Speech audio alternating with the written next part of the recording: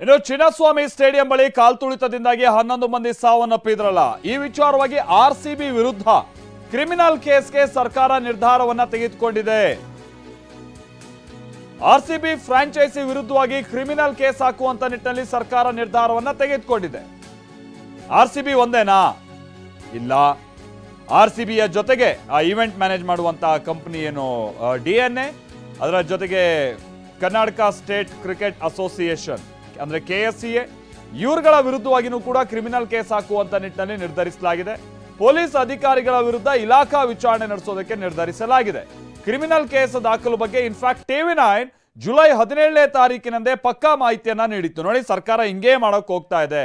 ಸರ್ಕಾರದ ಯೋಜನೆ ಆರ್ಸಿಬಿ ವಿರುದ್ಧವಾಗಿ ಕ್ರಿಮಿನಲ್ ಕೇಸ್ ಹಾಕುವಂಥದ್ದು ಅಂತ ಹೇಳ್ಕೊಂಡು ಇದೀಗ ಅದಕ್ಕೆ ತಕ್ಕಾಗಿನೇ ಇವತ್ತಿನ ಸಂಪುಟ ಸಭೆಯಲ್ಲಿ ನಿರ್ಧಾರವನ್ನ ತೆಗೆದುಕೊಳ್ಳಲಾಗಿದೆ ಅನ್ನುವಂಥದ್ದು ಗೊತ್ತಾಗ್ತಾ ಇದೆ.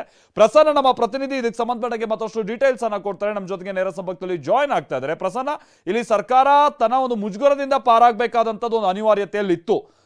ಯಾಕಂತಾರೆ ಸರ್ಕಾರದ ವಿರುದ್ಧವಾಗಿಯೂ ಕೂಡ ಅದೇ ರೀತಿಯಂತ ಟೀಕೆ ಟಿಪ್ಪಣಿಗಳು ಕಂಡು ಬರ್ತಾ ಇತ್ತು. ಅದರ ಮುಂದುವರೆದ ಭಾಗವಾಗಿ RCBಯನ್ನ ಇಲ್ಲಿ ತಲೆದಂಡ ಮಾಡಲಾಗುತ್ತೆ ಅನ್ನುವಂಥದ್ದು ಕೂಡ ಒಂದು ಚರ್ಚೆಯಲ್ಲಿತ್ತು. ಅದಕ್ಕೆ ತಕ್ಕಾಗೆ ಮೊನ್ನೆ ಬಂದಂಥ ವರದಿಗಳು, ಅದರಲ್ಲಿ RCBಯಿಂದ ಆದಂಥ ಎಡವಟ್ಟಿನ ಉಲ್ಲೇಖ, ಇದೀಗ RCB ವಿರುದ್ಧ ಅಂತ ಕ್ರಿಮಿನಲ್ ಕೇಸ್, ಇದೆಲ್ಲ ಹೇಗಿನ್ನು ಮುಂದಿನ ಪ್ರಕ್ರಿಯೆಗಳು ನಡ್ಕೊಂಡು ಹೋಗುತ್ತೆ? ಇದು ಯಾವ ರೀತಿ RCBಗೆ ಸಂಕಷ್ಟ ತಂದಿಡ್ಬೋದು ಪ್ರಸನ್ನ?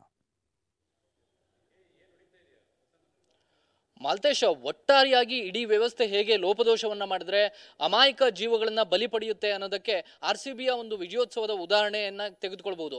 ಆದರೆ ಸರ್ಕಾರಕ್ಕೆ ಇದರಿಂದ ಸಾಕಷ್ಟು ಮುಜುಗರವನ್ನ ಅನುಭವಿಸಿದ ಬಳಿಕ ಒಂದು ಕಡೆ CID ತನಿಖೆ, ಮತ್ತೊಂದು ಕಡೆ ಜಿಲ್ಲಾ ಮ್ಯಾಜಿಸ್ಟ್ರೇಟ್ ಅವರ ಮೂಲಕ ತನಿಖೆ, ಮತ್ತೊಂದು ಕಡೆ ಏಕಸದಸ್ಯ ಆಯೋಗವನ್ನು ಕೂಡ ತನಿಖೆಗೆ ನೇಮಕ ಮಾಡಿದಂತ ಸರ್ಕಾರ ಇದೀಗ ನಿವೃತ್ತ ನ್ಯಾಯಮೂರ್ತಿ ಮೈಕಲ್ ಡಿ ಕುನ್ನಾ ಅವರ ಒಂದು ವರದಿಯನ್ನ ಪಡೆದುಕೊಂಡಿದೆ. ಆ ವರದಿಯನ್ನ ಆಧರಿಸಿ ಕಳೆದ ಕ್ಯಾಬಿನೆಟ್ ಮೀಟಿಂಗ್ ಅಲ್ಲೂ ಕೂಡ ಸುದೀರ್ಘ ಚರ್ಚೆಯಾಗಿದೆ. ಇವತ್ತಿನ ಕ್ಯಾಬಿನೆಟ್ ಮೀಟಿಂಗ್ ಕೂಡ ಒಂದು ಸುದೀರ್ಘ ಚರ್ಚೆಯಾದ ಬಳಿಕ ಸರ್ಕಾರ 2 ಮಹತ್ವದ ತೀರ್ಮಾನವನ್ನ ತೆಗೆದುಕೊಂಡಿದೆ. ಒಂದು, ಖಾಸಗಿ ಸಂಸ್ಥೆಗಳ ವಿರುದ್ಧ ಕ್ರಿಮಿನಲ್ ಕೇಸನ್ನು ದಾಖಲಿಸಬೇಕು ಅನ್ನುವಂಥದ್ದು ಮೊದಲ ತೀರ್ಮಾನ. ಇನ್ನೊಂದು, ಪೊಲೀಸರ ವೈಫಲ್ಯವೂ ಕೂಡ ಈ ಒಂದು ಇಡೀ ಪ್ರಕರಣದಲ್ಲಿ ಇದ್ದಂತಹ ಹಿನ್ನೆಲೆಯಲ್ಲಿ ಪೊಲೀಸರ ಬಗ್ಗೆಯೂ ಕೂಡ ಇಲಾಖಾ ವಿಚಾರಣೆಯನ್ನು ನಡೆಸೋದಕ್ಕೆ ಇವತ್ತಿನ ಕ್ಯಾಬಿನೆಟ್ ತೀರ್ಮಾನವನ್ನು ತೆಗೆದುಕೊಂಡಿದೆ. ಇಲ್ಲಿ ಪ್ರಮುಖವಾಗಿ ಕ್ರಿಮಿನಲ್ ಕೇಸನ್ನು ದಾಖಲಿಸೋದಕ್ಕೆ ಖಾಸಗಿ ಸಂಸ್ಥೆಗಳ ಮೇಲೆ ಸರ್ಕಾರ ನಿರ್ಧಾರ ಮಾಡಿರೋದ್ರಿಂದಾಗಿ ಬಹುತೇಕ RCBಗೆ ಸಾಕಷ್ಟು ಸಂಕಷ್ಟ ತಂದೊಡ್ಡುತ್ತೆ ಅನ್ನೋದರಲ್ಲಿ ಯಾವುದೇ ಅನುಮಾನ ಇಲ್ಲ. ಅವತ್ತು ಘಟನೆ ನಡೆದಂಥ ಸಂದರ್ಭದಲ್ಲಿ RCB ಅವರ ಪಾತ್ರ ಕೂಡ ಆ ಒಂದು ಘಟನೆಗೆ ಪೂರಕವಾಗಿ ಇತ್ತು. ಜೊತೆಗೆ ಕರ್ನಾಟಕ ಕ್ರಿಕೆಟ್ ಅಸೋಸಿಯೇಷನ್ ಅವರು ಕೂಡ ಪೂರಕವಾದಂಥ ವ್ಯವಸ್ಥೆಗಳನ್ನ ಮಾಡ್ಕೊಂಡಿರಲಿಲ್ಲ.